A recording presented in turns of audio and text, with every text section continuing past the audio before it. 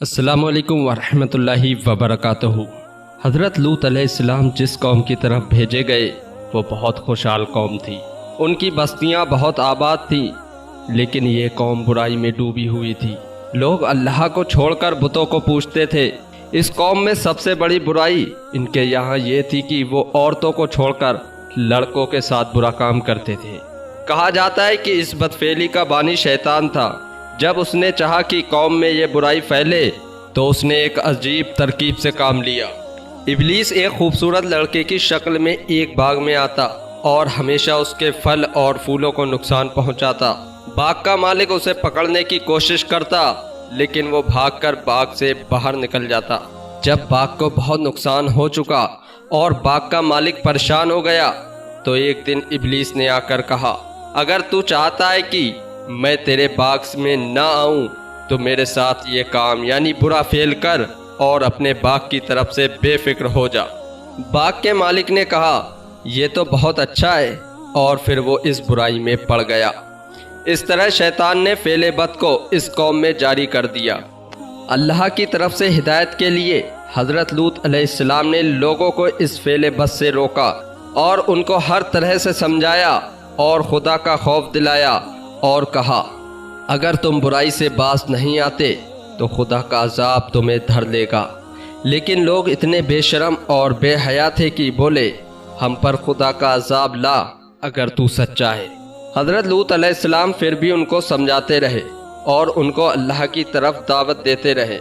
حضرت لوط علیہ السلام اپنے چچا حضرت ابراہیم علیہ السلام کی طرح مہمانوں کی بڑی عزت اور خدمت کرتے تھے۔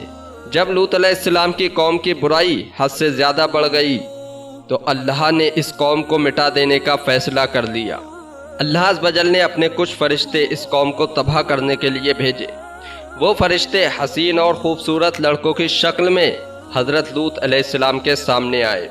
حضرت لوط علیہ السلام کو اس سے سخت پریشانی ہوئی، کیونکہ وہ اپنی قوم کی عادت سے واقف تھے، اس لیے مہمانوں کے آنے سے آپ بہت رنجیدہ ہوئے۔ مہمانوں کو اپنے گھر میں ٹھہرایا اور اپنی بیوی سے کہا کسی کو مہمانوں کا حال معلوم نہ ہونے پائے۔ لیکن کافر بیوی نے جا کر لوگوں کو بتا دیا کہ لوط کے گھر میں ایسے ایسے لڑکے آئے ہیں جن کے حسن بے مثال ہیں اور ان کے حسن کی تعریف نہیں کی جا سکتی، یعنی وہ حسن اور جمال میں بے مثال ہیں۔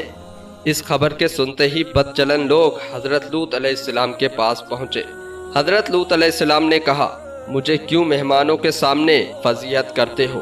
برائی سے باز رہو۔ اگر چاہو تو بیٹیوں کو اپنے نکاح میں لے آؤ، لیکن میرے مہمانوں کو مت ستاؤ۔ اس بات پر کافروں نے کہا، تیری بیٹیوں سے ہمیں کوئی مطلب نہیں، اے لوط، جو ہمارا ارادہ ہے تو اس کو خوب جانتا ہے۔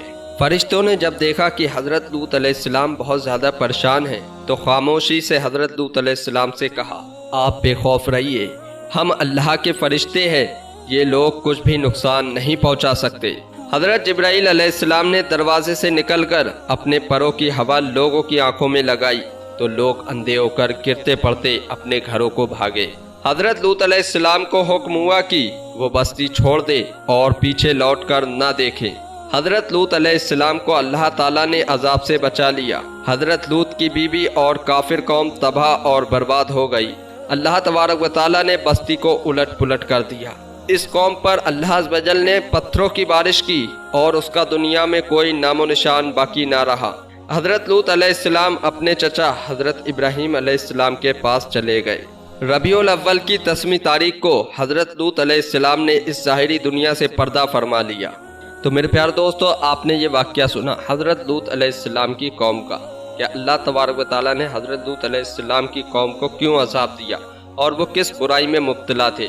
تو آج ہم بھی اپنا جائزہ لیں کہ ہمارے اندر بھی کیا کیا خرابیاں ہیں، اپنے گناہوں سے توبہ کریں، اللہ سے معافی مانگیں انشاءاللہ تبارک و تعالیٰ۔ تو انشاءاللہ تبارک و تعالیٰ ہماری آخرت اور دنیا دونوں بہتر ہو جائیں گی۔ تو اللہ سے ہر وقت توبہ کرتے رہیں، نماز کو قائم کریں۔ اگر آپ کو ویڈیو اچھی لگی ہو تو اس کو لائک کریں اور ہمارے چینل ملک وائس کو سبسکرائب ضرور کریں۔